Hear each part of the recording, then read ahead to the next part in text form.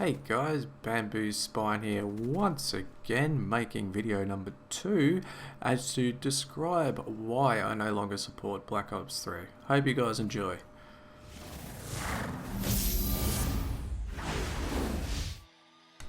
Alright guys, let's get started, and just note that this is my second video guys. I'm not professional. You might watch this video, I don't know how far it'll get bumped up the list, might not get bumped up at all. I understand that networking with people and marketing your channel is important. I'm not exactly sure on how to do that at this point, but I believe just getting content up there at this point is what's in my best interest. I did buy a microphone to try and better my voice quality. Well, not better my voice quality, I actually bought it before I even started the channel, but so hopefully my voice quality is on par with everyone else's. I haven't exactly been able to configure it perfectly. As you'll probably notice in my previous video, my voice was actually quite loud. I think I may have turned it up a little bit too much, but I was trying to counteract it with the music so it wasn't too unbearable to sort of listen to. You'll probably notice that some of my videos have buffers as well. This is something that I've learnt from other people's videos and tips courtesy of video creators. In no way am I here to promote them. I'm just here to thank them for the tips and pointers. You have actually made it easier for me in regards to making videos. Anyway guys, let's hit it off. Alright guys, just note that I can't truly open up the doors to talk about what I need to talk about until I get one thing out of the way. Now just note that I'm not here to talk on anyone else's behalf. I'm not here to talk on behalf of the community. I'm not here to advocate. I'm not here to tell you to quit Black Ops 3 because I disagree with how it's playing out. I'm just here to talk about why I no longer want to support Black Ops 3 and why I feel an ethical line has been crossed in regards to Activision's gambling casino system, if you will. So just take my video with a grain of salt guys, don't take it too seriously. You'll no longer see any more Black Ops 3 videos on my channel. This is the last video that I've got available to me. In fact, I no longer have the game on my PlayStation, but I did save this footage. You're probably thinking, well, you're a week late mate, it's old news, and you're right, it is a week late, it is old news, but I've been contemplating whether I should be doing this video at all, which is why I did save this particular game footage. So I may as well get this out of the way while I'm here. What are you going to be seeing on my channel? Well, you're probably going to see a lot of Dying Light gameplay actually. I was thinking about doing a let's play right from the start to finish. If I don't hold me to that, we'll see what happens and we'll go from there. Alright, so guys, let's get into the negative. Activision's history, guys. This is exactly what I wanted to start this on. If you look at the history of games like Diablo 3, where they tried the real money auction house, that got scrapped. It makes me wonder why they think that this would work in Black Ops 3. I don't know if it's going to work. I don't know if people want to have this sort of aspect to the game, and in no way am I saying that Black Ops 3 is pay to win, though I'm pointing my finger that way a little bit, because if you look at these new weapons, yeah, they're pretty powerful, dude. Have you seen that crossbow? Have you seen that dual wielding crossbow destroy people?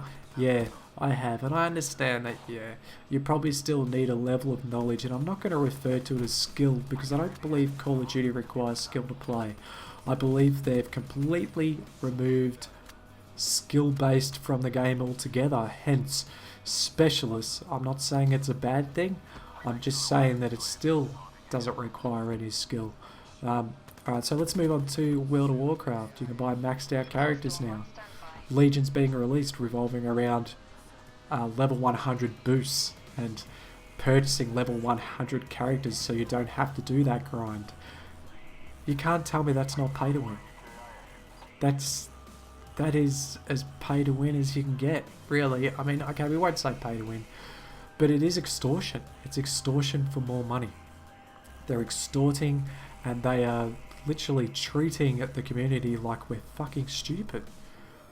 And this is why I no longer support it. They've been doing this too long. I let them go on it for quite some time, and I really just disagree with how they're conducting business.